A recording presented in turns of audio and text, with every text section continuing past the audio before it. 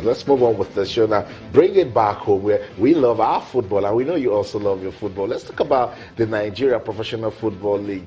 What were the talking points, major talking points? What were the low points that we need to change? But all we know is that the league management company, they must consolidate on the start of the new season. We're getting ready. 2017 is almost there, 14th of January. What would we like to see? If you ask fans, they want to see just good football, but it goes beyond having good football. If the stadium is not full, you won't really enjoy the football. It'll be good on TV. No. And also security. We talked about welfare. We talked about a whole lot of things. The LMC, they need to get to work, but they've also noticed, the guys, that if you don't put money attached to it, the fun will not be there.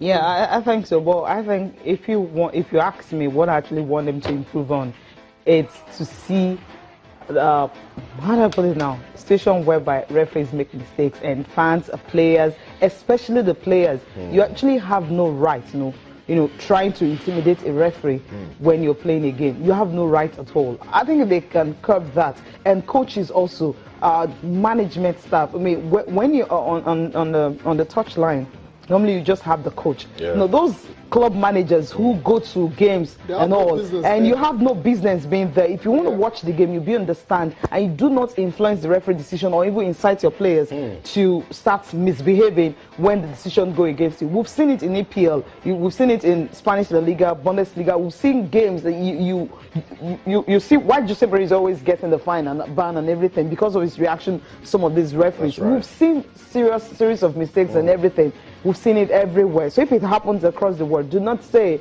a referee has been paid to victimize your club or whatever. So whatever decision, if it's not going in your favor, just leave it. Let the league management company deal with those referees, sanction them or anything they can do to those referees. Like what CAF did recently, where most of the referees that officiated in the game, Tunisia and Kenya, a lot of calls that both sides were not happy with. But the players didn't assault the referee. They didn't do anything. CAF, what did they do? They had to fine them and also suspend these referees from some games. So if we can do that to our own referees and all, just wait, allow the league management to take course. Club managers, commissioners for sports of different states and all that, I think you have no business, and I'm not saying don't go watch the game. Yes, you can, but just stay at the VIP center and do not enter the pitch after games until your players can have a fun field day. Just enjoy the game, whatever happens. And on that day, you can also get your away win if you want to.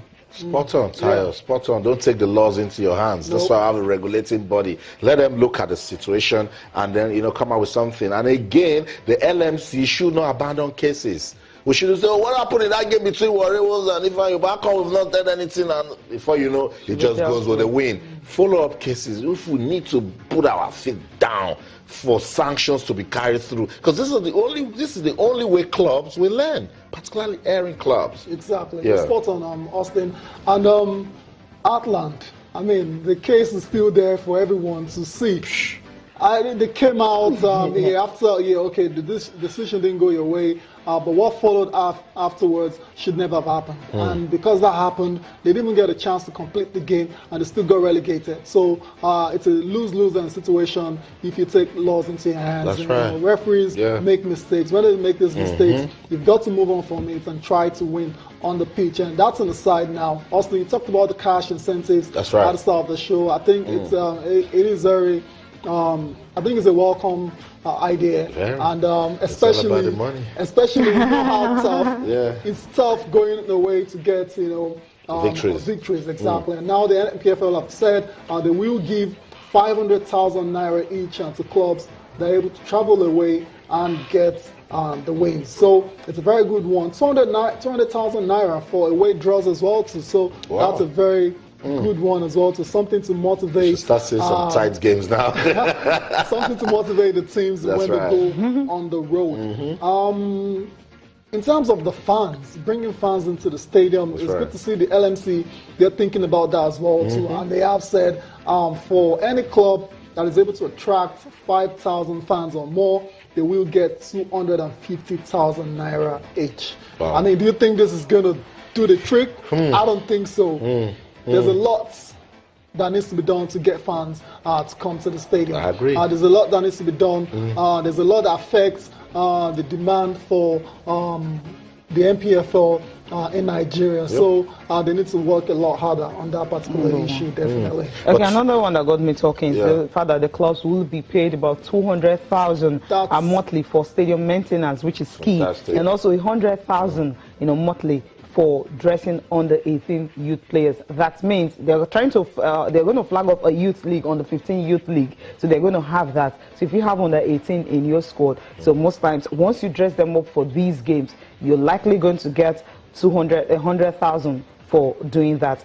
And also in a match day, if you're playing 15 minutes or whatever, that's if the youth player is able to play about 15 minutes, so you're going to get about 200. That's if they're able to complete 45 minutes. So at the end of the day, it's a win-win for almost all of them, because you know that if you're able to do this, it's like it's given a chance for the youth to actually, be introduced into NPFL. Yeah. That's the essence of this, Austin. The initiative is laudable. Taya, Cecilia, very laudable. Big ups to the LMC, particularly giving 250,000 naira to a club that can attract 5,000 fans. I tell you, it's not about the money, but that can do a lot. You can put that into lottery for the fans. It will make some more persons come to the stadium. But ask yourself, what has Kano Pillars done to bring fans to the stadium? They have played good football over the years. They've been winning, and the fans appreciate their football. Exactly, and you can say the same thing for Rangers International as well. Right. So, a lot of the times in Nandi,